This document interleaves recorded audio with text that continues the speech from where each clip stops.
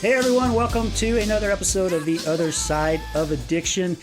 We are here with another special guest, Jason. Is it DeGraw? Is that DeGraw. DeGraw. DeGraw. Jason, thank you so much for being here with us today. Thanks for having me, guys. This is awesome. Now, Jason, you and I met at Recovery Day. Yes, we did. This past September, huh? Yes, we did. That was a kick-ass event. Yes, it was. Way better than what I've seen in the past. Oh, my gosh. So the first one we went to was the one at the Gallivan Center in 2021. Mm-hmm. And it was a cool event. Now, would I ever thought I would be at a place like that? No. Our booth had nothing because we had just pretty much kind of started out. But this year, I mean, Brad was busy working and I'm like, dude, when you get here, you're going to have to look for a parking spot because this place is slammed. He's like, are you serious? I'm like, it is slammed. There were a ton of people there. And that's what we want, right? Absolutely. That's what Recovery Day is about, is gathering, and not just people in recovery, right? Like family members and stuff like that. Like, it's an all-inclusive. It's not specific to just, you have to be an addict, right? Right. That's what's cool about it, right? Is it's open to the public. Anybody can come, and we did have a lot of people there. Yeah, a lot of great music. Yep. Yeah, my friend Corey Clay and Rufio and all them, they were doing some of their rap, and I'm not a big rap person. However, their lyrics of recovery and addiction, I was just in awe. Just two amazing guys right there. So yeah, it was a great event. And today we're actually going to talk about addicts fighting back. So it's kind of a little different topic, but you'll see why, and you'll notice on Jason's hat he's got the AFB, and we'll get into it a little bit so you guys understand what it's all about. And I just want to say, oh my gosh, I am so honored to have my friend Chenelle with us today. Thank you so much for being here. You're welcome. It's good to be here.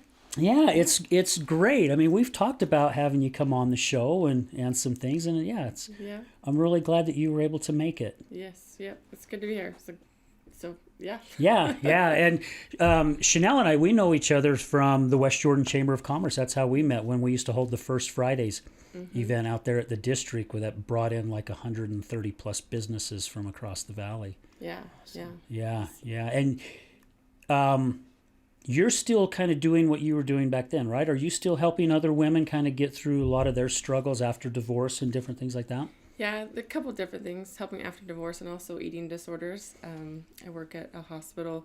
I'm in a job transition, actually, where I'll help more eating disorders. So definitely women helping with so if it's relationships, it's more of like addictions around non-substance stuff. So you can have like relationship addiction. You can have addiction, like a eating disorder is an addiction to either not have food or even overeating. And so I think those emotional struggles are definitely at the core of a lot of different, it can manifest in a lot of different ways. So I'd love, if and when the opportunity comes, I'd love to have you come on like one of our live shows that we've just started doing on Wednesdays and talk about that. We've had Robert Scott Bell on the show, who's from Utah here, lives in Alpine, and he talks a lot about healthy eating, and he's helped himself with a lot of health issues, and it's just all by changing his diet and bringing in the proper nutrients in his body. And we've got a gal that's coming on, not next week because it's Thanksgiving, but the week after, who I met at First Fridays just here about a month ago, and they help people with eating. And they are finding out a lot of times people who battle addiction, as they change their eating habits, it's really helping them in their recovery as well. So there's a lot that getting the right foods and eating the proper way and the right nutrition, it can help us in so many different ways. Yeah, there's like nutrients that are linked to mental health. I did a presentation recently on like literally healthy foods that we eat provide connections to some of the mental health. So so true. Yeah. Awesome. I love it. All right, well, let's get into the show. Gosh, Jason,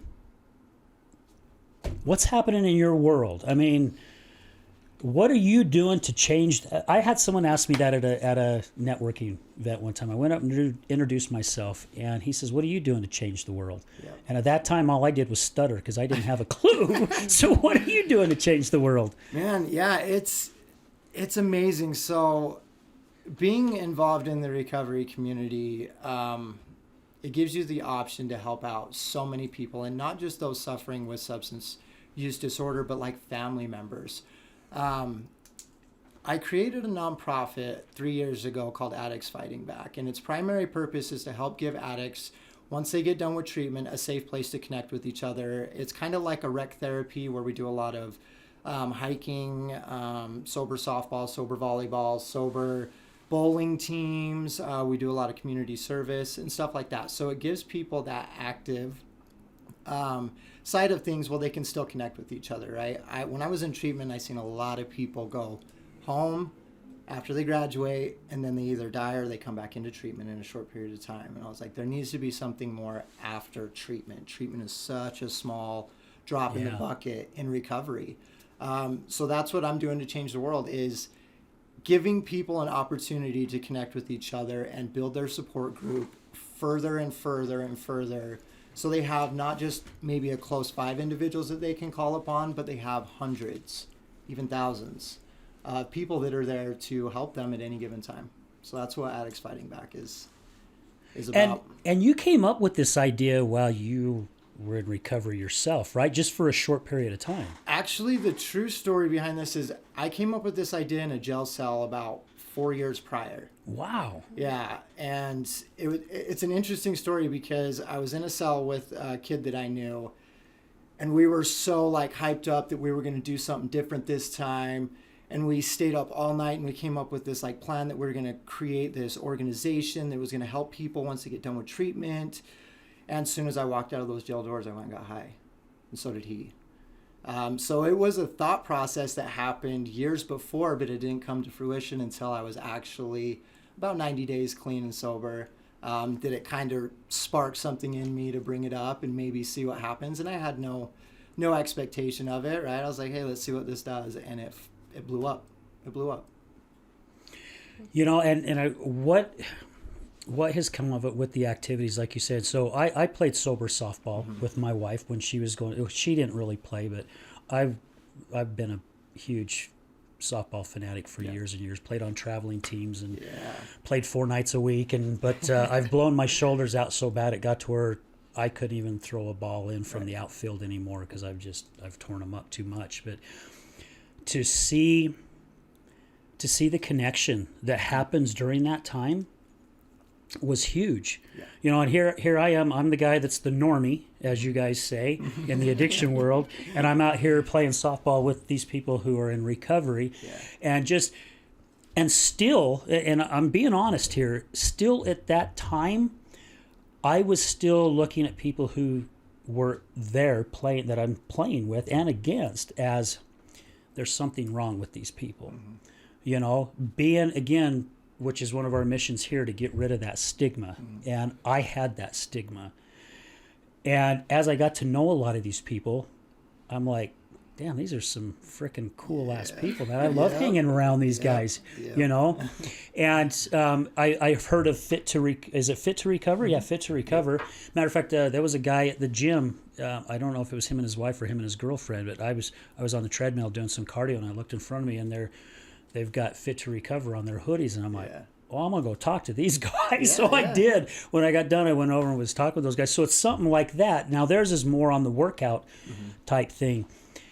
But I really like what you're doing with Addicts Fighting Back because, again, I watched my wife get out of recovery or jail and within 24 hours be freaking totally wasted again. Or maybe sometimes it would go a week, maybe 2 weeks, maybe a month, but she would always fall right back into that. And I would fall right back into it as well. Again, you've heard me say on the show many, many times, I'm not throwing everything on my wife because I made a ton of mistakes during her addiction as well, because things that we just don't know being on the other side. But that is something that I knew that she needed, was something afterwards to keep her mind busy, because she would get out and then all she would do is sit because she didn't have a job. What other purpose did she have except for sit there and then her brain kicking in and going, yeah, you're still worthless. Yeah, you're a piece of shit. Yeah, you're not worth it. Nobody cares about me. I'll just go get drunk. It'll fix everything. And then that whole cycle would start again. So it's cool what you're doing. Yeah, I didn't know. We just bonded, and you don't even know it, right? Because okay. that whole softball thing, right? Let me tell you, that is one of the big things in my recovery, right? Softball, sober softball, has connected me with people across the United States. We get to travel the United States with people in recovery and enter into these tournaments, to which we have won championships, and we get a big old fucking ring. Yeah. Right? Like, but it's not about the win. It's not about that side of it. It's more the connection piece. And it gives people a purpose and that teamwork, and it builds so much more than just going out and playing softball. There's so much more involved into it. And so that's one of our big things, right, for Addicts Fighting Back, is the recovery softball side of stuff. I can't even tell you how many teams that we have either sponsored or paid for or got jerseys for, whatever it is, just to build that community up on that team and give them a chance to connect with each other, build those relationships, and expand that support group, right? Because that's what about being on the field is about for me. I don't hold the ego on the field, right? There's a lot of people that play in the recovery leagues that are there for the win. They're chasing that hardware. They want the victory. They want all that, right? Like, I could give two shits less about that. Like, that's not what I'm there for. And it's amazing what happens when you're there for the right reasons. Oh, yeah. And you're out there just having fun with a group of guys and some, the co-ed with girls. And it's amazing what we can do out on the softball field. And it's magical. Like, when we won that championship down in Vegas with CSNSA. So CSNSA is Clean and Sober National Softball Association. So they actually have this like thing where they hold 2 world events. They hold a bunch of different tournaments. People from all over the United States travel to these tournaments. And we took the AFB team down there, and it was right after we had lost one of our friends due to COVID. And we named the team AFB 1111 because our friend, he would always post on Facebook, "Hey guys, 1111, stay blessed," right? So we named it AFB 1111. That's cool. And we went down there and we won it. And it gives me chills right now just talking about it, because everybody that's on that field at one point felt that they didn't deserve to be on this planet, right? We all had that hopelessness. And to see these guys crying, right? Emotional, showing emotion, and connecting with each other and being vulnerable, right? Like, it was one of the coolest things to see. So we encourage that, and we help build teams and give people an opportunity, because a lot of it is like, if you don't know somebody to get on a team, it's hard to get on a team. Yeah. AFB will create teams for those individuals, and then we let them take the reins after they've played a year or so and establish a team. So it's really, really cool to be able to introduce people into the recovery softball. So I love that side of it, and I think it's one of the big things. It's definitely not my recovery, right? Softball is not my recovery. Yeah. It's just a piece of it. It's just a piece of it. And my recovery gives me the ability to go out and play softball. So it's a really cool thing, and I'm looking forward to seeing AFB grow and expand. We did this really cool event. I just want to tell you this real quick. It was really, really cool. We did a unity draft. What a unity draft is where you sign up as an individual, right? In the recovery leagues here, what happens is you stick with the same team for years and years and years, and you don't change. So you're playing with the same people over and over and over again, right? So I was like, let's do a unity draft where you sign up as an individual, and then we create teams based on your skill set, where you position you play, and then we make teams out of it, right? We made these teams. So now you're forced to play with people, well, not necessarily forced, you get the opportunity to play with people that you normally would never get the chance to. And with that, it brings a lot of connection, right? You get to meet people that you normally wouldn't have, because you would never have played with them. Yeah. We had 8 teams, and it was a 7-game guarantee. Each team got to play each other once, and it was a huge, huge success. We had people from Colorado come out, St. George, Ogden, and we filled up within a matter of 3 days. And it was really, really cool. So that side of stuff is what it's about, right? Like the connection piece. Yeah. That's what I'm very, very stern on, is the connection piece. It's not about the win. We didn't have a recognized winner in that. I mean, they had bragging, right? Sure, if you went undefeated, cool, you get to claim that, but you don't get no prize or nothing. So it was a really cool thing, and we're looking forward to doing some more of those, maybe even taking it national, where we can travel to really nice fields and do it there and get people to come in and play that don't normally get to play on other teams.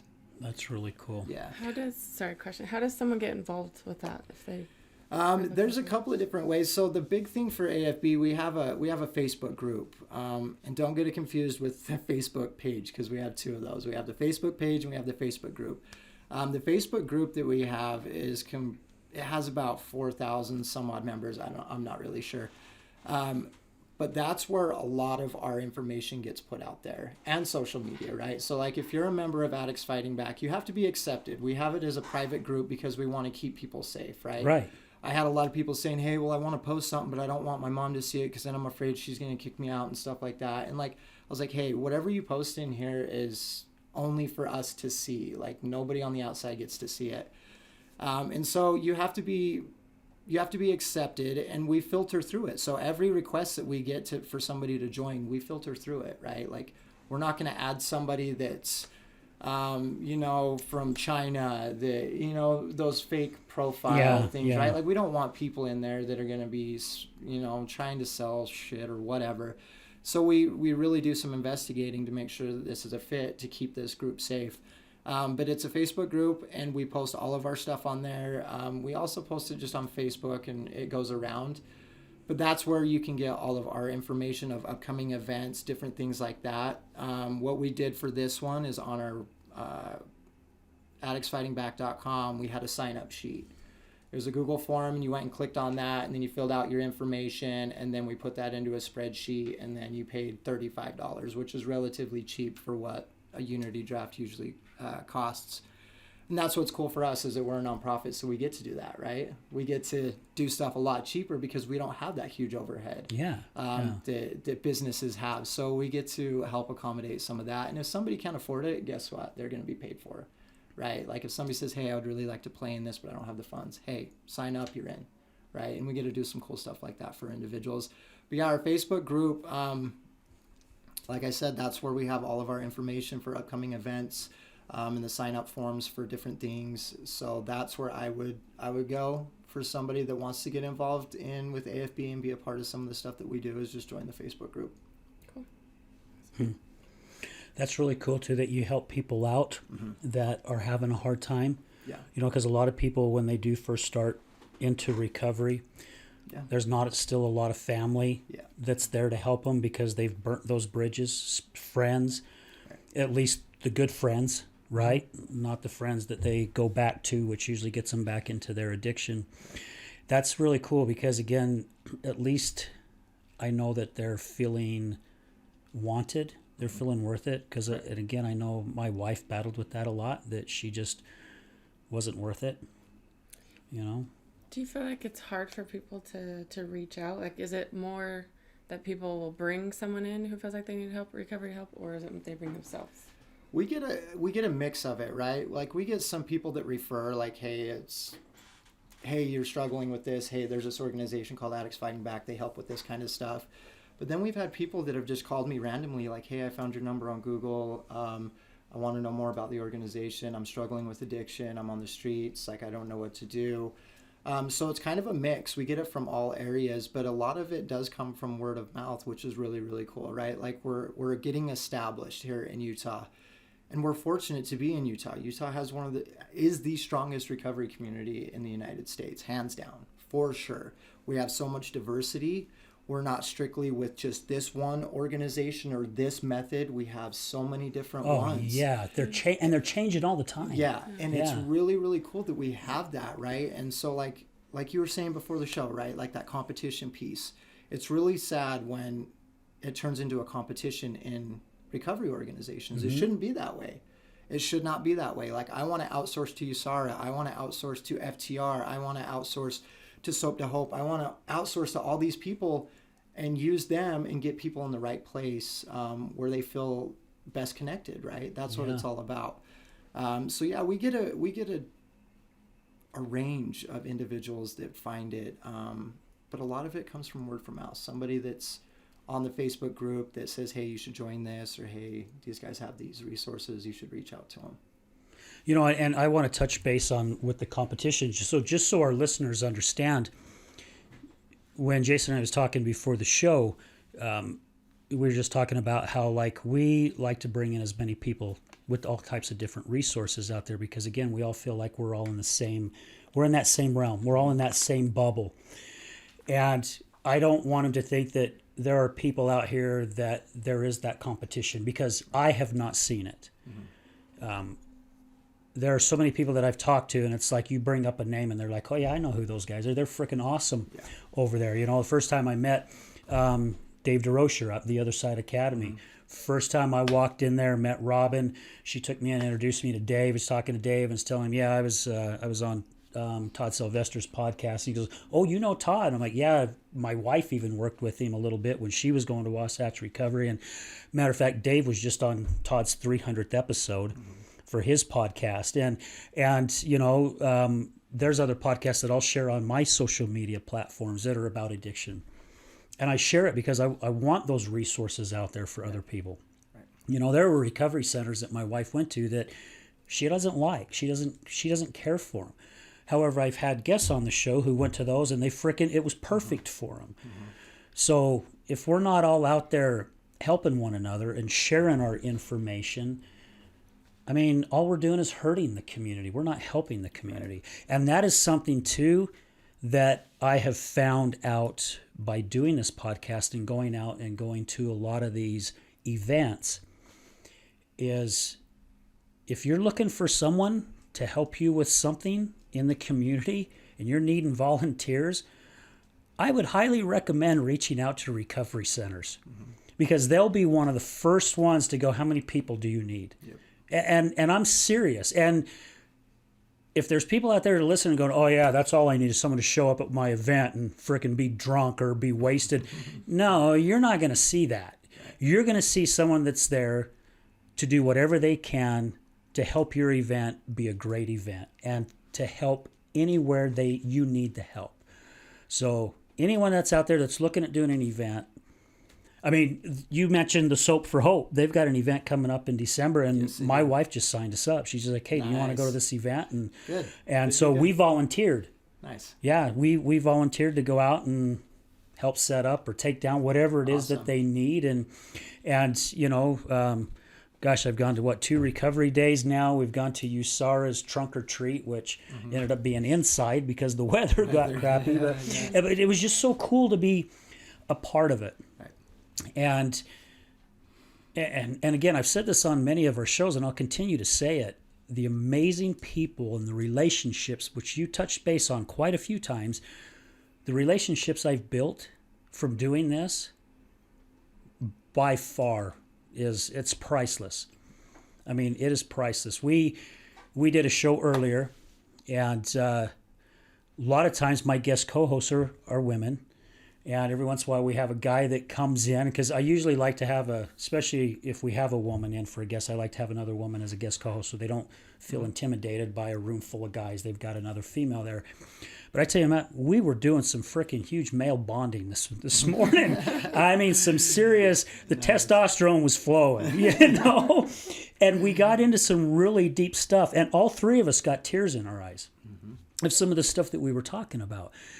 And it was just so cool to feel that. I mean, the energy and the spirit that we had in the room is just amazing, you know. So again, listeners, please understand that, we're not saying there's competition, at least not here in Utah that I've seen. Right. And Utah, aren't we the -- state per capita for recovery centers? Yes. So, yeah. Yes. I'm there. Utah's a mecca for recovery. Oh my gosh, general, yeah. So. And we're not saying because addiction is so heavy here in Utah, because we're drawing people in from all over the United States and all over the world. Right. Yeah. And we're giving them a taste of something that they don't have necessarily in their home state, right? Like, I'm going to say this, right, because it doesn't get talked about. AA and NA isn't for everybody. Right? So what happens to those individuals, right? They get ostracized or they get pushed out. Now they have nowhere to go. What I'm seeing here in Utah, and AFB is a part of this, is we're an all pathway to recovery organization, right? Like, we're not going to discriminate if somebody's on MAT, right? Medical assisted treatment. We're not going to discriminate on somebody because they maybe smoke weed or they drink every once in a while, right? We still want to get them involved with what they're doing or with what we're doing, and gives them that sense of purpose and belonging and that comfort knowing that they have people that are not, you know, talking shit about what they're going through. And that's really cool, right? Like, because I get calls from people back over in the Midwest, and they're like, well, hey man, like, how do I get involved? Because all we have here is this and this. And it's heartbreaking because we have so many different organizations here in Utah that people can be a part of. They're all recovery based. And it's not just those specific ones, right? Right. And so I'm very fortunate to be in the middle of this. And like, it kind of hit me not too long ago that we're still a grassroots up and coming organization. We're not bringing in millions of dollars a year or anything like that. Like, when we need funding, we go and get it. But we're getting support from USARA, right? USARA is huge. They're huge. Like, I look up to those guys. Great organization. Mary Jo is amazing, and I love her to death. And she has always lent out a hand. Hey, what do you guys need? FTR, Ian, he's been the same way, right? Like, and getting these big organizations, like, wanting to talk to me about Addicts Fighting Back is like, it's awesome, right? And that's what I'm talking about, that unity here within the recovery community, right? It's not one organization thinks they're a one-stop shop where they have all the answers for everything and they're not going to outsource for anything, right? We don't have that. We have individuals that are willing to say, hey, you need to go here. Hey, go check out this meeting. Hey, AA and NA didn't work for you.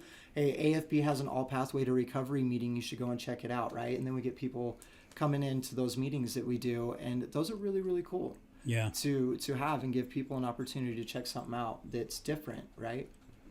Well, and that's something. So the show that launched today, because our shows, as you guys know, they're pre-recorded, but today is actually November 17th.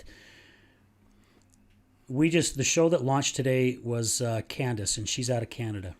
She was an addict herself, and she realized that there was not a lot of support for people on the other side.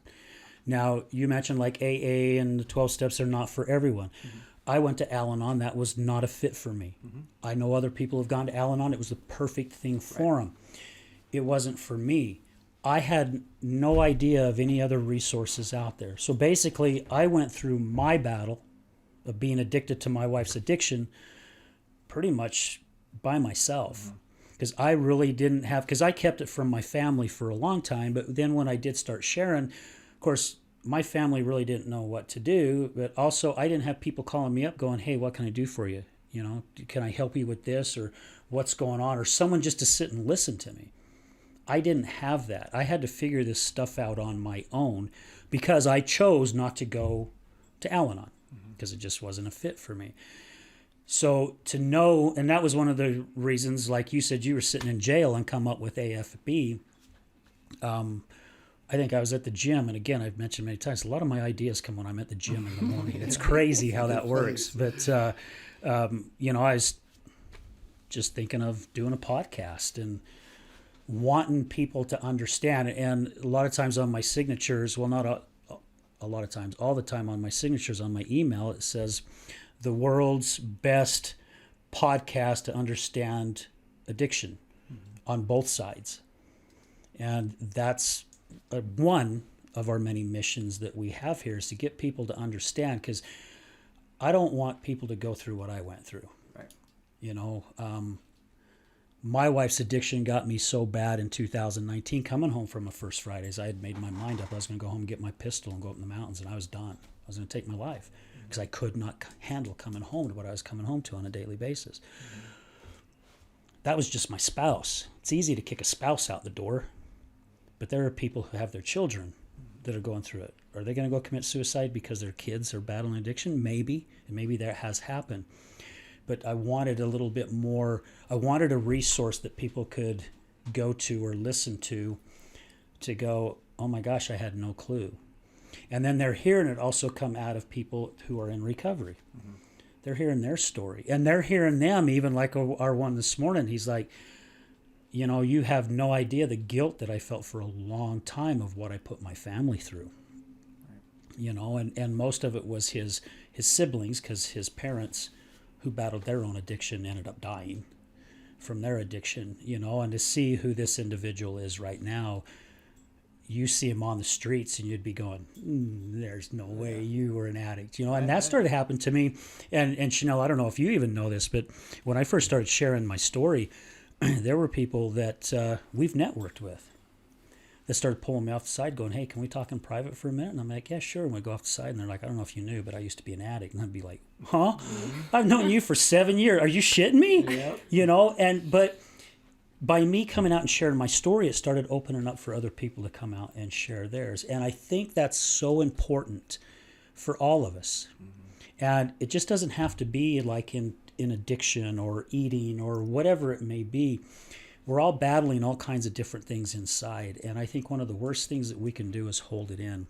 And by getting involved with groups like what you have formed, I think is so huge. You know, I love going hiking. I'm kind of bummed. I need some snowshoes. I got someone who's bought some brand new snowshoes and she's going to sell them to me really, really cheap because she's like, I bought them and I don't use them. So, but I love going up in those mountains and go hiking because that's kind of, for me, I call the mountains my church. That's my church. Yeah. You know, our families, both my wife's and I are LDS. I'm not really active, but I'm very, very spiritual, and I love getting up in the mountains. And I think the hiking groups are incredible too, because there is something about nature, especially when you get in those mountains, that there's a connection that just starts happening, you know. And a lot of times I go by myself because a lot of people don't like getting up at early on a Sunday morning and hitting a trail at 7:30 in the morning or 7 o'clock in the morning. Yep. And I understand it's okay. It's not for everyone. But for me, it's my time because it's so fresh in the morning. You know, it's like the frickin' new day, the smells in the air and the wildlife that you end up seeing, and just some cool stuff has happened, you know. So I think what you are doing is just awesome. That's a great idea, what you've come up with. And yeah. I want to point out real quick, you said being vulnerable, helping others, being honest. You posted something on Facebook just recently. I think it said, what did it say? Being loud or boisterous about your, you know, recovery, whatnot, can prevent someone from dying in silence or something like that. Yeah. Chopping it. Yeah, we'll pull that up when we stop for the commercial break. I'll pull it up, and so or guys, just get on my Facebook page under Al Richards, and I have the Mr. Al Richards, which is more on the addiction part of things. But yeah, and it's so true. You know, it's so true because it is very therapeutic for us, and I know why a lot of us keep our stuff in. And why we hold it back, because I did it. I'm guilty of it. And it's the fear of that judgment. You know, what are people going to think of me if I share this? Because I kept it, again, from my family, because I didn't want people to judge my wife. Right. I was already judging her, not even realizing I was doing it. But in all honesty, I was judging her, you know. And plus, I didn't want to tell people what I was going through. You know, I'm her husband. I'm supposed to be taking care of her. I'm supposed to be watching out for her, and I'm failing. I'm not doing the job I'm supposed to be doing, but also not understanding at the same time, her journey is her journey. It's not my journey. I can be there to put my arm around her, let her know I love her, but, you know, I cannot, as her sister asked her once when she went to go see her in a recovery center, she's like, have they fixed you yet? I'm holy shit. My wife about exploded. I'm not broken. What the hell do you mean fix me? Yep. But again, us on the other side not understanding. Yeah. You know, And what you're speaking of too, and like I relate to it, right? And it's that toxic masculinity, right? Oh yeah. That and I can speak from a male perspective, obviously, right? But like, that fucker is real, and it happens a lot, right? Like that toxic side that tells us that we can't do that. We can't be vulnerable. We can't be emotional. We can't talk about our feelings. Yeah. I mean, that's passed down generational. It's gone on for so long that that's just all we kind of know.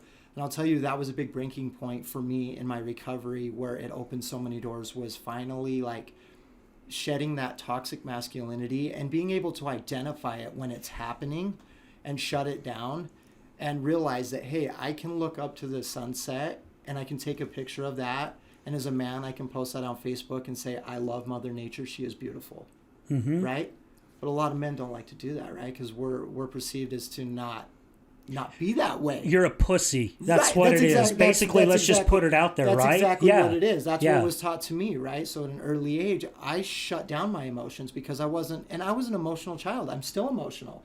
I'll cry over a commercial. I don't give a shit, right? If it touches me, it touches me. Yeah. But I was taught that I don't get to do that. So at a very, very young age, I all of a sudden had to bottle everything in.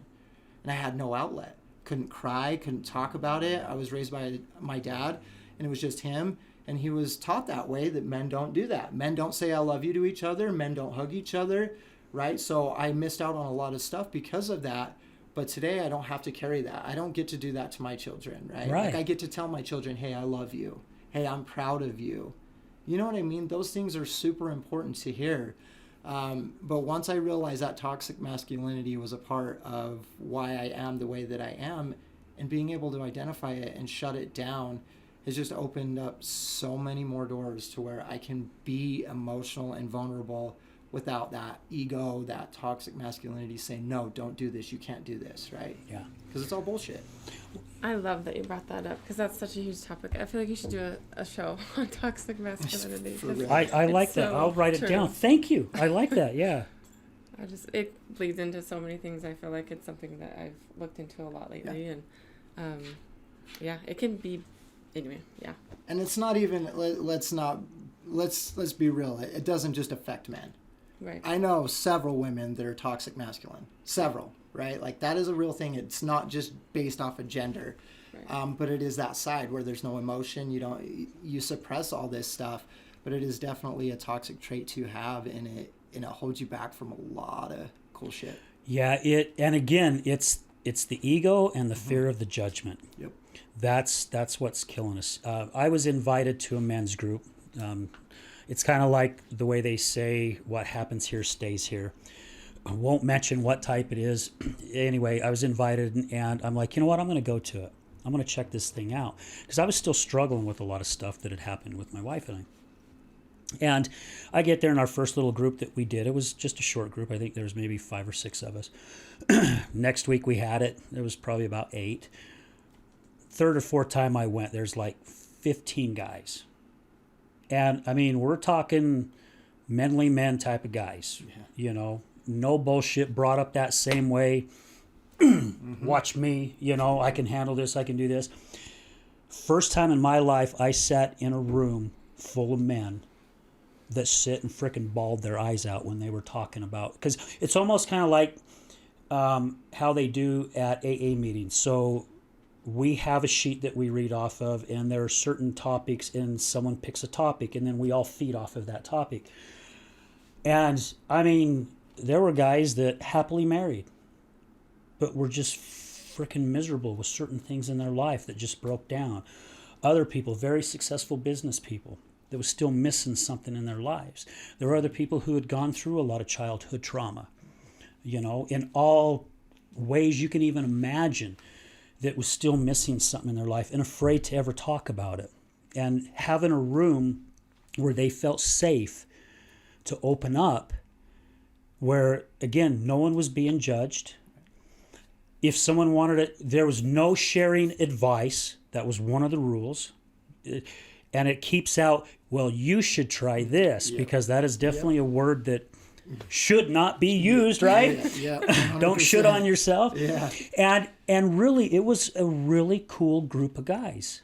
And I have become friends with quite a few of the guys from that group.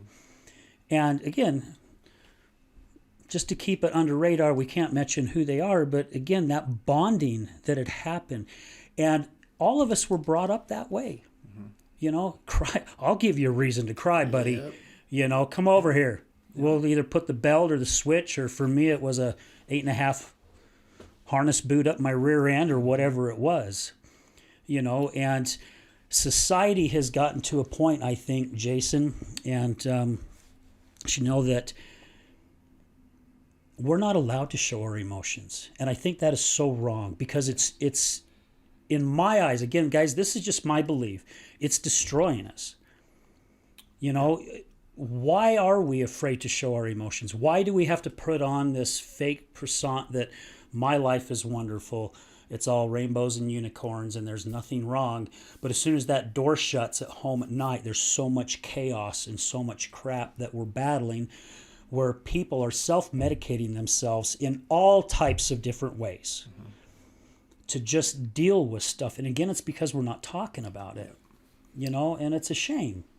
I've thought about this so much, like the generational, you know, how forever you talk about being kicked in the pants and how things have carried, you know, over and what we're experiencing now. And I see, I don't know, I feel like two very different sides where the older generation is complaining about the younger generation and say they're a bunch of wussies and things like that. But I feel like we're here for a reason. Because, like you mentioned, your kids, like, they don't have to learn to stuff their emotions. They can be taught to, you know, express how they feel, but then in a healthy way. And the more we can find that balance of not shutting it off, but also, you know, not being a victim, but learning how to, like, work through the emotions is really, really healthy. So, yeah. Well, and he's breaking the chain, right? He's basically breaking that chain, going, okay, I'm going to put a stop to it right here and there. I don't have to continue this. Right. I get that choice of whether I continue that legacy, not even a legacy, that generational trauma bullshit that's been carried down for so many years, that I can stop that. Like, I don't have to abide by that. That's not in a contract that I signed, and that if I don't follow this, I'm taken from this planet. Right, like, no, right. Bullshit. I'm going to make a change in that, right? And that was freeing. That was so freeing, because I'll tell you, that was one of the big things for me growing up, is not being good enough, not being, you know, I could never get my dad's appreciation or get those words, I'm proud of you, or I love you. But he could say that to my sister all day long, right? And I'm like, fuck you. Like, you know what I mean? But I'll tell you, the moment that I stopped seeking his validation and his approval, guess what fucking happened? He called me on the phone. He says, hey, I want you to know that I love you and I'm proud of you. And I'm like, are you kidding me? This is all I've had to do this whole time, is just not care anymore? Yeah. And then it comes, right? But it was such a freeing moment. And that's what's changed with my kids, right? Like, I have a 12-year-old and a 7-year-old, and my 7-year-old has autism. And this comes full circle with what we were just talking about with toxic masculinity, right? But like, being a father, there's certain things that we were like kind of taught, right? Like, if we have a son, he's got to be the quarterback, he's got to date the cheerleader. You know what I mean? He's going to be all these things, right?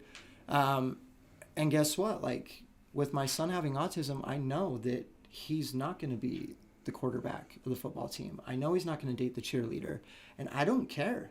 Right? Like, I don't care. And it's so freeing to know that I get to have a relationship with my kids. It's not bound by any predetermined bullshit that doesn't really work with this situation, right? Like, I get to be open and honest with them. I get to show them that it's okay to have emotion and to talk about things, but it's still teaching them life lessons along the way, right? Like, not letting them run wild on me and get away with everything. Have the discipline, but let them know. I remember I just texted my son the other day after seeing his grades, and I was like, hey, I'm proud of you.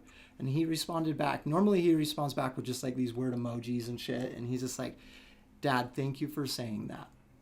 I appreciate it. And I was like, hey, like, that small matters. Little validation, you know, and it's crazy that you touched on that, Jason, because I spent many, many years trying to please my dad. Many years. And it didn't matter what I did. I mean, I would work my way. When I first started construction, I was a grunt. Within a short period of time, I was a foreman. I'm running a crew, you know, get hired on at a manufacturing place, lowest paid mechanic. Next thing I knew, 6 months down the road, I'm a freaking lead mechanic, you know, and I was always looking for that, hey, great job. Instead, I always got, yeah, but you still do probably everything half-ass, or yeah, because of this. And so I started thinking that way. And it took me till I was in my 50s, to start realizing I'm not going to get what I'm looking for, and I need to let it frickin' go. It's time that I just brush this under the rug and move on. And again, I'm not blaming my parents for stuff, because they did their best they could, and they took things from their parents, right? That's all we know how to do. There's no handbook that tells us how to be a perfect parent. Right. But there were things that I'm like, you know what? This will benefit me. This will benefit me. I don't want anything to do with this. I don't want anything to do with that. I'm going to teach my kids something different. Both of my daughters now are in their 30s. And I still tell them to this day how proud I am of them. Because I didn't get that. And I want them to frickin' know. And when I say it, I'm not saying it just to say it. I'm saying it because I want them to know how proud I am of them. Our grandkids, same thing. You know, anytime we go to any one of their sporting events after the end of it's like, I am so freaking proud of you, even if they didn't have a good game. Because sometimes they tear it up, and other times we all get that way. You know, we go to work some days like, I just don't want to be here. I don't, you know. And then there's other days it's like, man, I'm taking on the world. But I still tell them I'm proud of you. You know, I'm always proud of their accomplishments because it was something that I didn't get. And it makes such a big difference. A huge, huge difference. Something so small. And for someone even like me, I'll be vulnerable again. I have a hard time giving compliments all my life. And I don't know it's because of what's happened or how I was raised. I still haven't quite figured out where it's come from. And I'm doing my best now to it's time for me to start paying more compliments, you know, and it's harder with my spouse. I've gotten now where I can give other people compliments. Now when it comes to my spouse, I'm still like, should I tell her she looks really nice? No, I don't want to tell her. But she does look pretty. No, I'm not going to tell her. You know, I'm still fighting it. I'm still playing ping pong. And I'm like, why? How hard is it to say, you look really nice tonight? How hard is it? But, you know, we fall into those certain categories. And, again, whether it's the way we were raised or whatever, however, like you just said, we don't have to stay there. No. It's our choice, right? Yep. Like those who battle addiction, they can choose to either get themselves out and make a change in their life, or they can choose to continue to make their lives miserable and painful. Right. You know, which one would you rather take? So I think this is a good spot to take a quick commercial break. And, when we come back, who knows which way this conversation is going to go, because I really liked how this one started out. So, guys, stay with us. We'll be right back. Have you ever been in a car accident? Do you know what to do after being in a car accident? Are the insurance companies going to take care of you? Hi, I'm attorney Rick Heaton with the Law Office of Bobby Udall. I will help you through the process and answer all of these questions. I give every single client my cell phone so they can talk to me whenever they need. Let me deal with the insurance company so you can focus on getting better from your injuries. Call me at 385-330-0226. Again, my cell phone number, 385-330-0226. Don't call the insurance company first. Call attorney Rick Heaton at 385-330-0226.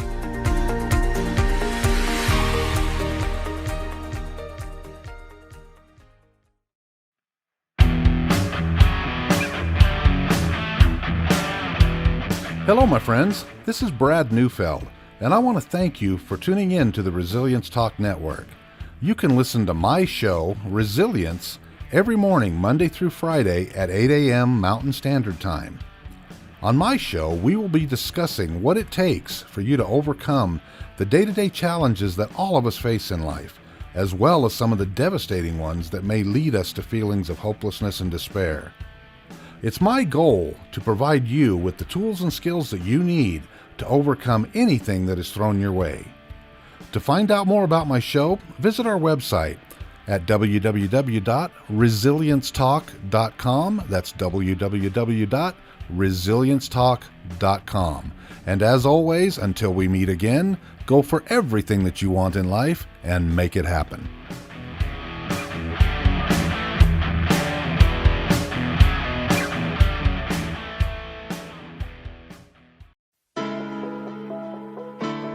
Good morning, this is Leticia with Computer Hospital. We are your computer repair experts for both PC and Mac. We are your community resource for all of your computer repair needs. What makes us different is that we want to fix your computer. We also do free diagnostics. We charge a flat rate labor, which means that you won't pay by the hour. All of our computer repair is done in-house with a fast turnaround time, and same-day service is also available. Feel free to stop by anytime without an appointment. We're located in Sandy at 8721 South State Street. Again, that's 8721 South State Street, or call us at 801-987-3993. Again, that's 801-987-3993. This is Leticia with Computer Hospital, and we look forward to seeing you soon.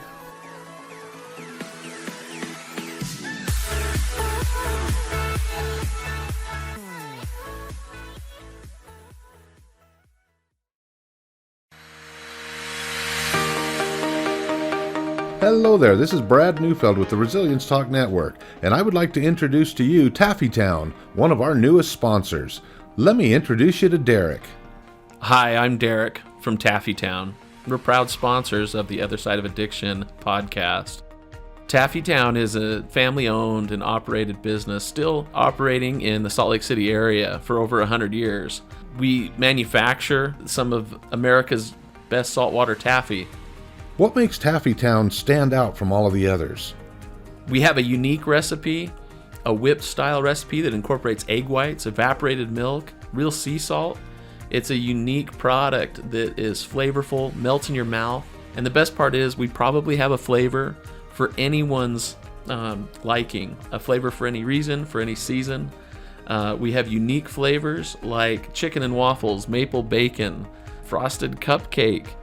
New this year was a pineapple ghost pepper flavor. That's awesome. Where can people find out more about Taffy Town and all of its products? You can check all of this stuff out. All of our products are available for sale on taffytown.com.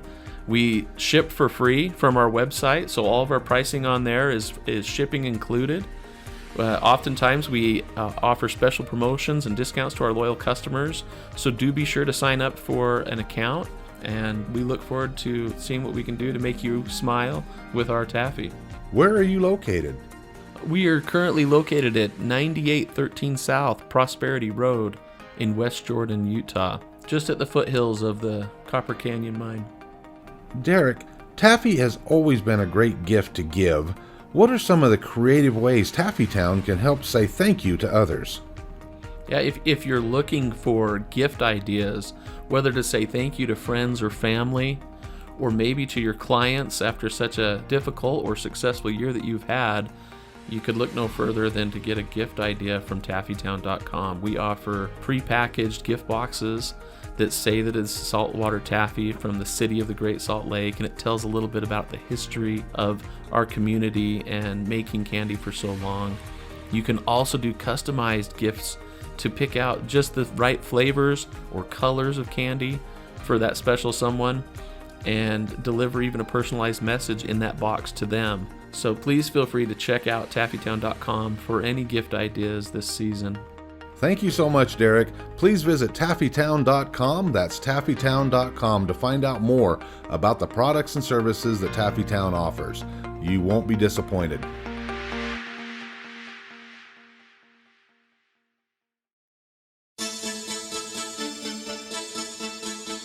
Do you know someone who's gambling with death due to an addiction? Do you know someone whose life is being turned upside down due to a loved one that's battling with addiction? Hi, I'm Al Richards. I am the host of the Other Side of Addiction podcast. I started the podcast due to my wife's battle with alcohol. Let's just say I became addicted to her addiction. Our podcast is helping people understand a little more about those who have battled addiction and those who are hurting from their addiction. Through raw vulnerability, we share stories that help uncover the root causes of addiction. Shame felt on both sides, matter of the conscious and subconscious mind, continued beliefs, and often confusing paths of recovery. We collaborate with real people and their stories, as well as licensed professionals, to help our audience gain a better understanding of addiction. You can find us on Resilience Talk Network. You can also find us on Facebook at Mr. Al Richards. That's Facebook at Mr. Al Richards. You can also find us on YouTube. Just look up the Other Side of Addiction podcast.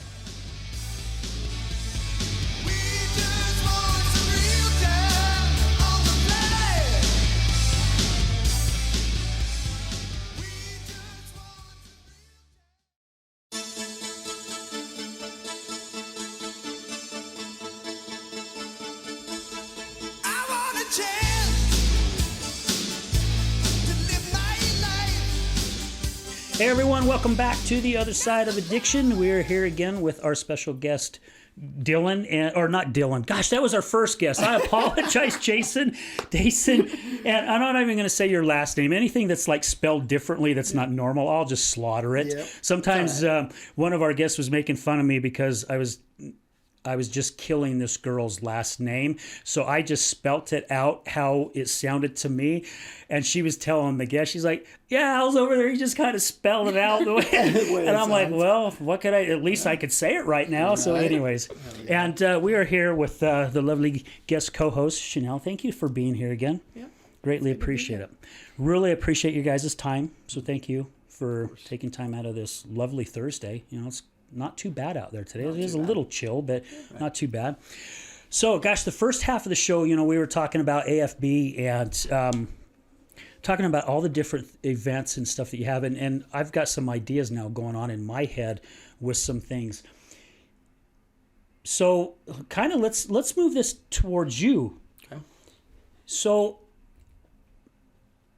what got you into your addiction? And the reason why I like to ask that question is, almost without fail, addiction seems to start, well, it's the first step because it takes time to get to where you're finally in a point to where you're in so deep. Right. Then you're struggling your ass off to get yourself out, or you end up choosing to stay there. It usually happens around the age of 11, 12, and 13, 14, right around like the puberty type time is when that shift starts happening. And I think we've all done it. I mean, I remember going down to my mom and dad's little fruit room and getting their bottles of Boone Farm. And, you know, if I saw an empty cough syrup bottle in the garbage can, I'd take it and rinse it out, and I'd be pouring that stuff in there, you know, at age 13 years old and taking it to school. And guys, check it out, man. We got some wine, you know, and drink a couple sips of wine before you go to class, which don't do it before gym. That's no, that's a bad mistake. Idea, bad idea. I thought I was going to lose my marbles on that one. Yeah, upchuck things. But yeah, so was it kind of the same for you? So if it's interesting because this question has two different sides, and it all just depends on like when it was asked, right? Okay. So I'll go to what I've realized now, right? At about 14 years old, and I didn't know that this was an addiction, but this is where I have found that this is where it started, and it started with self-harming. Being a emotional child and not having any outlet for that emotion, having nobody to talk to, can't show the emotions, can't cry, can't do any of that. I started self-harming, and I thought I was the only person on the planet that did this. I didn't know that it was a thing. I didn't know other people did it. It was just some kind of release for me. And it progressed over, I think, 3 years, that it progressed a little more, and then it got to the point where I was cutting for any reason whatsoever. It didn't even have to be like a negative thing. I would cut myself just to feel something, even if I was happy or whatever the reason. And I didn't know that at the time, right? Like I had no idea that this was part of my addiction and that it would fester into something a lot bigger, right? Like my view of addiction back then was like drugs and alcohol because that's what I was taught in school, right? So I had no idea that this was kind of grooming me for a massive heroin addiction. And that's really what it was. And in high school, I graduated with honors. I was still a decent student. I went to school. I graduated with honors. I played baseball. And I remember getting a sports injury. And the doctor prescribed me Loratabs or something like that. And instead of taking one, I took like 3. And I was like, oh, I feel great. This is great. Like I could do anything. I feel like Superman. And that gave me a taste, right? And it made me feel different because after all, that was my goal in that teenage era, was to feel something other than whatever I'm feeling, right? Yeah. To change that. That's why you cut yourself, right? Because it was a different feeling, right? Feeling something different than what I'm feeling, right? Mm-hmm. So once I got the taste of that, I'm not even going to say slowly progressed. Like it fucking went quick. Next thing I know, I was addicted to OxyContin, and I had no idea what I was involved into. Like I had no idea that if I stop taking these, that I'm going to be super sick, and that now my life literally feels like it depends on them, and if I don't have them, I'm going to want to die. I had no idea of all that until it was way too late. I think I was 2 years into my addiction with OxyContin that I finally went without and realized what I had got myself into. It's so sweet and innocent at first, and then you wake up next to a monster and you have no idea what's happened. And for me, I thought it was a product of my environment, right? So if I just move, if I just leave St. George, that's where I grew up, is in St. George. If I just leave St. George, I'll be good, right? That's not how it works at all. Like, it doesn't matter. Yeah, it doesn't matter where you go. I mean, I still have to live with myself, right? It doesn't matter where I move in the world. Like, I still have to live with myself, and if I can't do that, I'm going to use a substance. And so it progressed, and I kept doing that. I kept moving to different places, thinking that was going to fix my addiction, and it never once did. And I never tried to change anything about me. It was just location. And then it turned into this big circular motion between St. George, Colorado, and Salt Lake, burning bridges, moving to the next one, burning bridges, going to the next one, burning bridges, and just doing this huge loop between these three places. And I never once tried to change myself at all.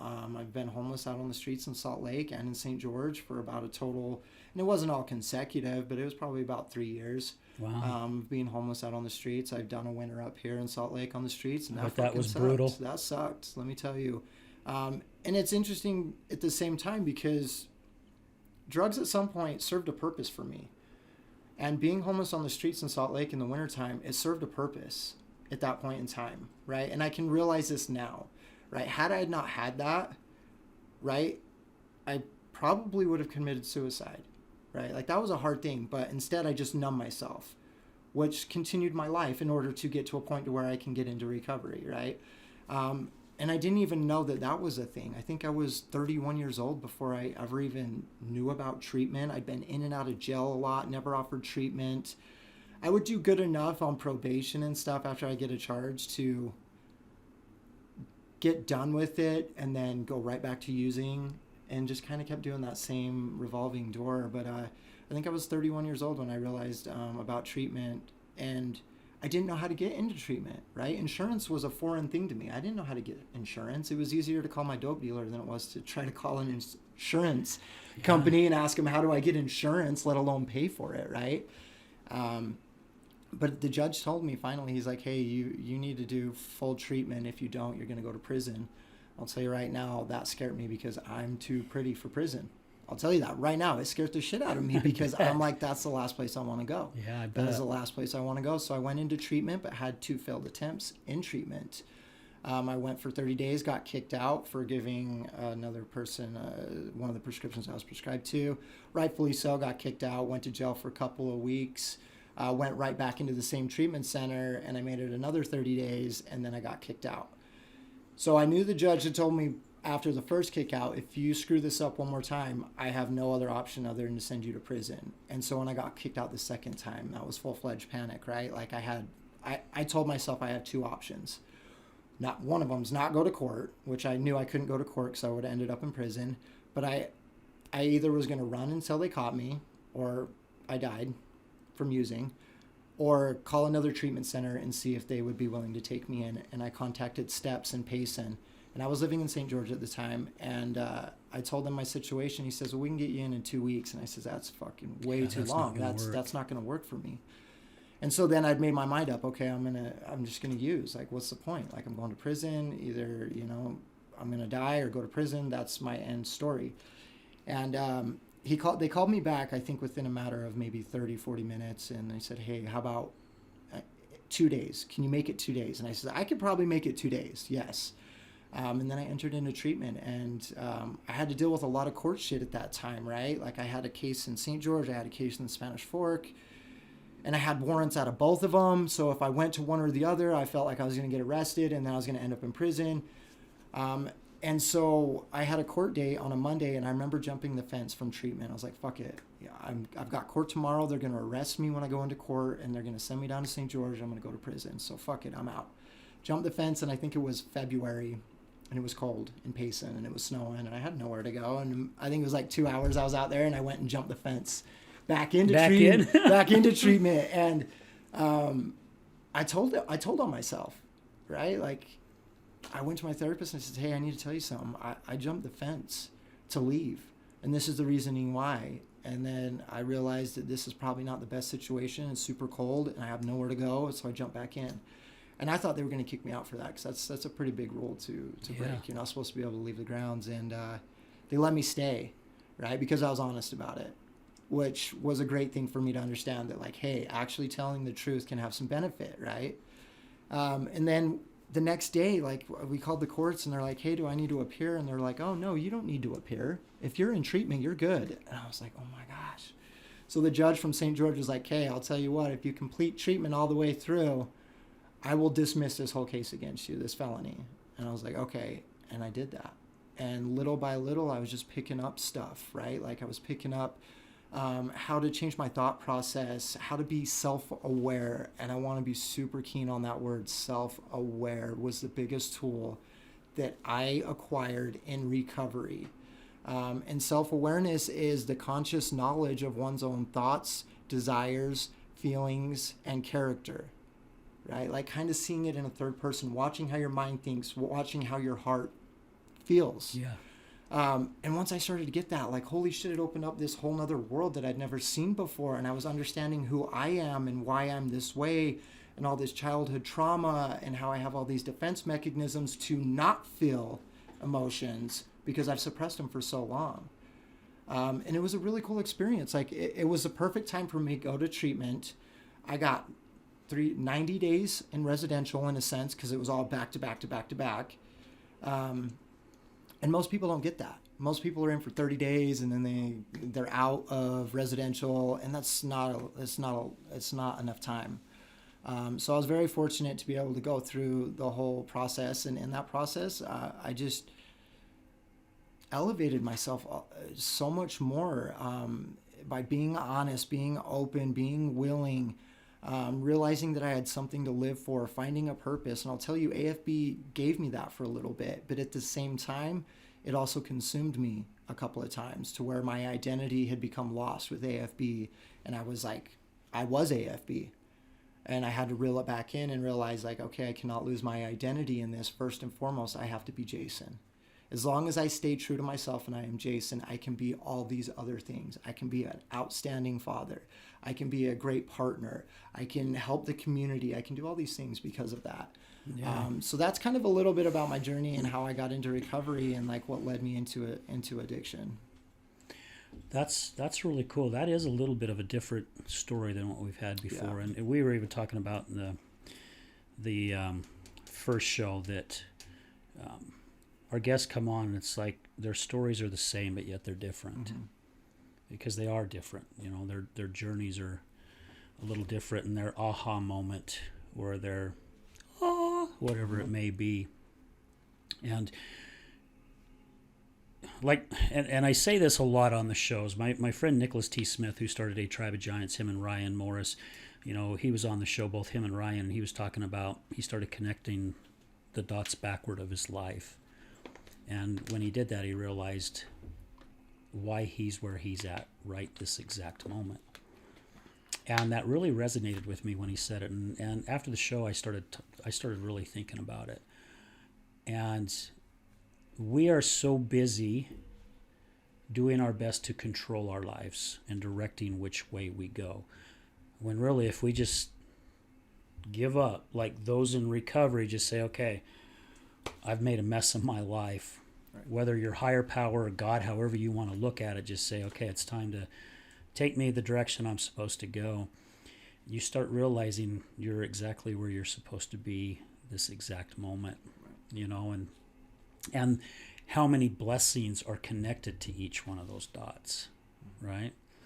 Because probably if you were there at Steps in Payson, which my wife went there, which she was there for a short period of time. About the time I got all the way back home, I had to turn around and go back to get her, which I was pissed that day, which you can understand, you know. But it could have been during the summertime, and you may have jumped that fence and not went back. Yeah. You know, your outcome could have been totally different. So there was a reason why it happened the way that it happened, you know, to put you right where you're at. And I believe that so many of us, you know, Chenelle's had her own experience with different things, and now she's out there giving back and helping other women who have gone through stuff that she's gone through, or maybe not. It's just those experiences. And I really do believe that a lot of us, which all of us go through experiences in our life, some more traumatic than others, that if we take that and we turn it around to help other people, my good friend Shalise, who was with me yesterday when we did that tribute for one of our guests, she lost one of her sons at a young age. I think he was 6 in a drowning accident. And she talks about how bad she beat herself up. And then one day she realized, why am I not celebrating the 6 years I had with this incredible human being? Yes. And now she's out there helping other people. My friend Julie Clough, who does a podcast here on Resilience Talk Network, fell asleep at the wheel, rolled her vehicle, killed 2 of her daughters. The guilt that, I can't imagine the guilt that I would feel having that happen. And she battled with it for a long time, and then she turned it around, and now she's helping other people who have lost children. What a blessing. Absolutely. And really they are blessings, right? Mm-hmm. The hardships have turned into something so incredible. And that's another thing that I love doing this show for, is because of to get to be a part of listening to so many people's journey and the blessings that have come out of it. Right.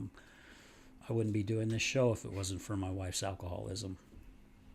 I wouldn't be involved. I wouldn't have the relationships that I have with so many amazing people right now. And I almost put it away, and it's probably not a good way of doing it, but I think if you put me in a room full of 20 people that were good people, and then also gave me a choice to go into a room with, let's say, 5 people that are in recovery, I would pick the 5 people in recovery from what I have learned by doing these shows and the energy that these people have and the spirituality. It's not religion, it's the spiritual side of things that they feel, and to be able to even open up and be so vulnerable, because a lot of us, we're not that way. I was one of them. There's no way I was going to talk about what was going on in my life. No way. And I got to share something. And guys, be watching our live show. You've got to watch our live shows on Wednesday. We've done 2 of them, and we've had some glitches. Lots of fun, though. We're having a great time. Mason's over there, big smile on his face. Especially last night, we were thinking. Anyway, a friend of mine, Anna Ditchburn, who's the wife of my good friend Laban Ditchburn, author of Bet on You. Great book. Highly recommend his book. He is the world's best courage coach. She is the world's best trauma coach. They met some brothers of this young girl, and I'm not saying names or anything because I don't want to spoil it for the show. I watched this little piece that Anna did with this young lady, and I sat there with freaking tears in my eyes. And I reached out to Anna and I says, can you please get me in contact with these people, with this young girl? And she goes, well, we'll have to double check with the parent. I'm like, here, give her parents my freaking phone number, give them my email. I really need to talk to these people. So I've got a Zoom call with them tonight with the mother and this young lady. And I don't want to spoil it, but I tell you what, guys, be watching our Wednesday shows, because when this one comes out, I get emotional talking about, this one is going to blow your freaking minds. It's seriously, for someone at such a young age to step up to the plate and get her story out there. Holy crap. If you are not inspired, there's something wrong with you. Right. Seriously, yeah. You've got a cold heart, because this gal, I am really looking forward to this phone call tonight, this Zoom call. Awesome. I'm going to go to a podcast coalition tonight that's held every month, but I'm going to leave early so I can make sure I get home and get on the computer to do this. But again, being able to be vulnerable and speaking up and not worrying. Oh, and it just reminded me, I need to look up that quote on Facebook. But yeah, to be vulnerable and share something and get it out there so you don't feel like, because we're not alone, right? Everything you've gone through, there are people going through it. Everything you've gone through, there are people going through it. Same with me, same with Mason, all of us. However, we seem to tell ourselves, well, that we're the only ones that are going through it, when we're not. And again, that fear of being judged. And I made a comment the other day too with someone. I'm like, yeah, sometimes it still hurts, but really I don't give a crap what someone thinks of me. 100%. And because they've not walked in my shoes, just like I haven't walked in theirs. And I'm just going to say it how I see it.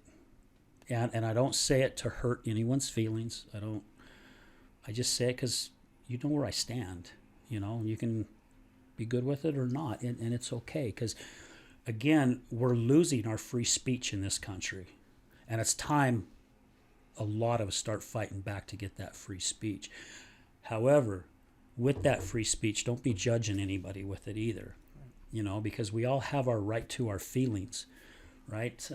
We had a gal out of Colorado on our show, and I saw a post that she did on Facebook. And she was talking about her little daughter, how when it's thundering and lightning, how scared she gets, and she was crying.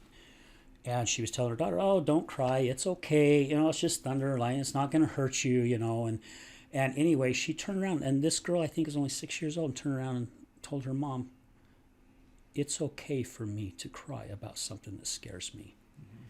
And her mom goes, she just taught me a huge, a 6-year-old girl taught me such a huge lesson. So she goes, now, when it's storming or whatever, she goes over and she tells her daughter, would you like to get in mommy's lap so you can have your scare time? And she's like, yeah. And so she's allowing her to have that time, right? So why don't we do that? It's crazy. It is. I think you just passed it, by the way. Did I? Was it? Let's go up a little bit more. Right there. So this quote that I put on there, so when we recover loudly, we keep others from dying quietly. Yes. And that goes in many different ways, not just in addiction, right? In life in general. So, yeah. I wanted to bring up, when you're talking about how you don't care what people think of you, I struggled with this for a long time, and something that helps me to be able to not care is to remind myself that oftentimes the reason people are judging us is because they're judging themselves, and they are, Amen. And so they're just reminding myself that they're having pain as well. That really helps me to not then care what they think, because, we're all in pain sometimes. We are, right? Yeah. And I'm glad that you said that. Yeah, because that is so true, right? Yes. I watched my dad make fun of people all my life.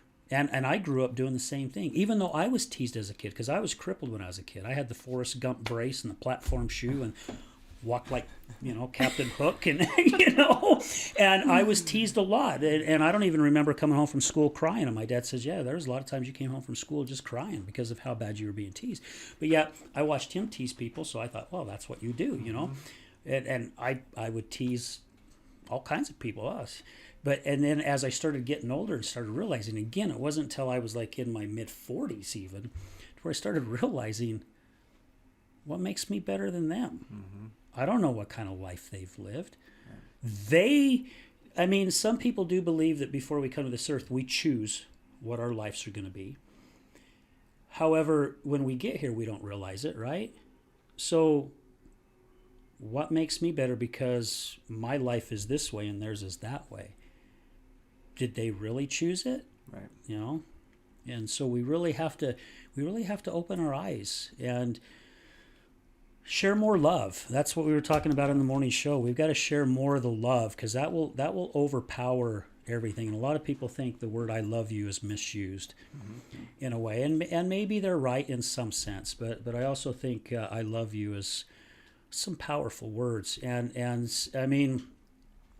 you talked about it even with your dad. You don't hug guys, man. All my guy friends, first thing we frickin' do, we hug each other. Love you, brother. Yep. We say it all the time. Guys that I work with, everyone that I work with is in recovery. Mm-hmm. We always say, man, I love you, man. And we're serious. We mean it. I love you. I'm so happy that you're a part of my life. Right. You know, and there's nothing wrong with it. No. You know, There's nothing wrong with it. And I mean, Chenelle even knows. I mean, I'm a hugger. I hug everyone. You know, and there's even people that I meet for the first time. Some of the gals, when they first come in, I shake their hand. But by the time we're done with the podcast, it's like, yeah, that's done and over with. Give me a hug. You know, give me a hug. Let's feel some heart to heart right here, because that overpowers everything. So yeah. Gosh, Chenelle, is there anything else you'd like to add?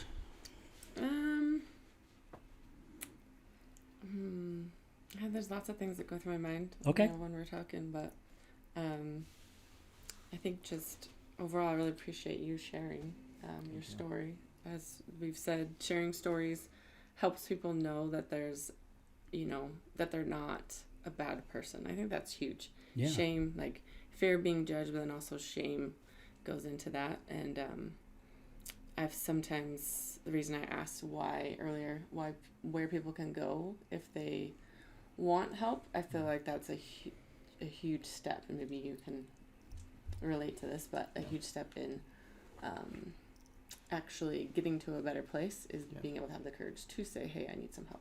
Absolutely, 100%. That's hard to do sometimes. Yeah. Right, picking up that phone, reaching out for help. That phone weighs 1,000,000 pounds. But each and every time that I've done that or had like a hard conversation, like it teaches me more. Right, like I can understand that I can have hard conversations, and they're not as hard as I make it out to be, and they actually turn out to be a really good thing, right? Like where I get to learn something about myself, and this individual gets to learn something about themselves. But doing those hard things and not being so afraid of the outcome or how it's gonna go, because I know that I like to try to control everything that's going on, like. But just kind of letting go of that is hard. I know that I wouldn't have found treatment and recovery on my own per se. I mean, I found it the way that I found it, probably for a reason, but like I wasn't reaching out to find some help. And in those moments, like it's really, really, really cool when somebody calls me that I do not know at all and says, hey man, like I'm struggling, I need to get into treatment, can you help me? Absolutely, 100%. I will not do the work for you, but I will absolutely give you numbers and point you in the right direction. And you can always call my phone if you need somebody, right? Yeah. Because I know that I care so much deep down that like I want to save everybody. I want to fix everybody, right? And if I do that, I'll run myself ragged. Like I will completely empty my cup and not be able to fill it back up. It's happened time and time again. So like I have to have those boundaries, right? And boundaries, they're tough. Oh yeah. They're not an easy thing to do. And to set them and maintain them is the hard part right there. But what it teaches me in those moments is something I never forget, right? Like setting healthy boundaries and the outcome of it, like, cool, now I know I can apply this in another area of my life, set a boundary and do it. Because for so long I did whatever I thought everybody else needed me to be, right? Like I was your friend if you had drugs because I wanted your drugs. Yeah. You know, I was fake as fuck. I was a chameleon. I didn't know who I was. I had no identity. That's what our guy said in this morning show. He says he was a chameleon, and he was able to manipulate his way around in all kinds of different areas because that's how he lived his life. Absolutely. It's the survival of the addiction, right? Like that thing will manifest itself in some horrible ways, and it's all for the survival of that. But when I get those phone calls, like it matters to me that they're reaching out. And I always tell them, like, hey, I'm proud of you for reaching out, right? Like, regardless of who it is, whether they make it into treatment or not, that's encouragement, right? And I want to live my life full of encouragement, love, and compassion. Those three things for me are huge pillars in who I am today. I don't have time for hatred. I don't have time for negativity. And I don't have a problem telling somebody to get fucked, you know, and get out of my life. Like, if you are not benefiting my life, like, I have no problem with cutting ties anymore. Yeah. Because I care more about me and what's going on in my life. And if something's dragging me down, I'm going to let go of it because it serves me no purpose. And to me, that's huge. That's a good way of being. And it's not that you're wanting to be an asshole. No. Or if you're female, being a bitch. It's that you're protecting you, and you will help others by being that way than you are if you fall back into that trap. Yeah. Leading by example is a big thing for sure. Absolutely. Yeah. Do you think there's a way that like boundaries and self-awareness topics can be taught in schools? It should be for sure, because I did not know what any of those things were until, and I mean, mind you, pumping myself full of narcotics for several years didn't really help. But in that, when self-awareness first appeared to me, it was that aha moment. It was a definite aha moment, but I didn't really quite understand what it was in that moment. But I knew something profound had just happened. And I later found out that it was self-awareness showing itself. And I was like, oh my goodness. But it's a hard one, because even asking somebody like, hey, what do you know what self-awareness is? You know what their response usually is? It's being aware of yourself, right? That's what, I mean, sure, yes, but there's so much more involved in that than just being aware of yourself. Like, there's so many different avenues. But that stuff should be taught. And it wasn't really taught to me. Like, I had to go out and find it, right? Like, it happened later reading a book. I kind of found out that situation that happened to me was self-awareness showing itself. And I was like, this is how I explain this. Because for so long, I would try to explain it, and people were just like, wait, what? Like, you saw yourself thinking, what? Yeah. And I'm like, so now I get a better opportunity of explaining what I went through, because I found that in a book that explained exactly that situation. But yeah, I always preach the self-awareness to people, and to investigate it yourself, right? Like, do some research, Google it, right? Just even Google it, right? And try to get some depth behind what self-awareness is, because most of the time people answer with the very surfacey, it's being aware of yourself. But and I think the reason why they answer it that way, because I was probably one that did answer it that way, it's because we really don't know who we are. Absolutely, 100%. I mean, seriously, we don't. Yep. You know, it took me losing my job of 24 years thinking I was this awesome dude, and then really starting to do some deep thinking, and started realizing, man, I really don't know who the hell Al Richards really is. Yeah. You know, I thought I was a pretty good person, but am I really? No, I wasn't. You know, and when you really start digging deep and allowing yourself, and allow yourself to even feel crappy about yourself, you know, give that space, have that feeling. Don't stay there, but you know, give that yourself that opportunity, and self-care too, man. To take care of yourself, because you know, I always looked at it as like it was selfish, right? And it's not. No. You need your self-care. You know, things are still leaving tight for my wife and I, but I tell you, there's one thing that I do every single month, and I've been doing it for probably 5-6 years. I go get a massage once a month, and I have my place that I go to, love everyone there, and for me, that is my self-care. Well, that and going to the gym, right. You know, that's my self-care, that's my release, and for me, I have to have it. You know, I didn't go yesterday because I had to be up in Park City. I had to pick up a coworker, and I mean, last night even I was feeling guilty, because it's like, gosh, man, I really freaking missed the gym, and it's like, oh, it's okay. Thursday's coming up. I'll just go tomorrow. Right. You know, and sometimes I'll go on a Saturday if I miss a day during the week. But again, it's so important. Yeah, so important. There's a gentleman there, and he's heard me mention his name and on the show before. I don't know if you've ever met Steve. I don't know if so. Steve, he's this older guy that goes there, and we tease him a lot. We tell him that he's the gym bully, and he's not. He just kind of shuffles around and goes around, talks to someone for a little while, and then he'll go over and he'll do a couple things, and he'll shuffle and go over and talk with someone. Just a phenomenal dude.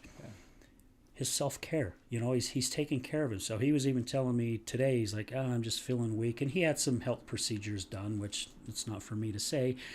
And I'm like, hey, dude, you're still here. Even if you walk from this machine to that machine, buddy, you still frickin' did something. Yeah. You know, that's his self-care. And so we all need it. Right. You know? And self-care, like one thing that I've realized too, and it's not like it's ever been taught, but it's just like kind of something that came to me is, self-care requires boundaries. Like those two things are like, you have to have the boundary in order to block out the time for yourself.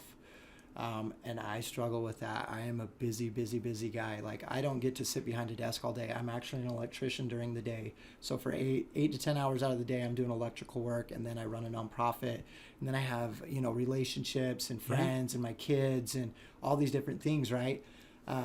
So it can be very hard for me to do that self-care, and I can never quite get some kind of good balance in there. It's like 2 weeks I'm like stressed and like this miserable person until I like force myself to have that self-care, and then like I'm good for another 2 weeks, and then I always have to force myself. So like I'm learning to set boundaries and learning how to say no, right? Like sometimes it's okay to really say no, be like, hey, I can't do that, because for a long time I've always been a yes man. Yes.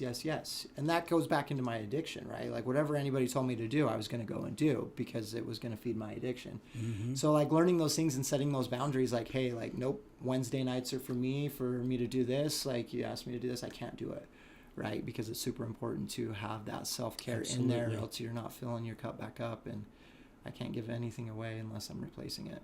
Yeah, it's just like our vehicles, right? Yep. We can drive until that gas light comes on, which is our warning. Yep. And are you going to keep driving, or no, you're going to go to the gas station and put some gas in it. Even if it's an eighth of a tank, you're going to put some gas in it.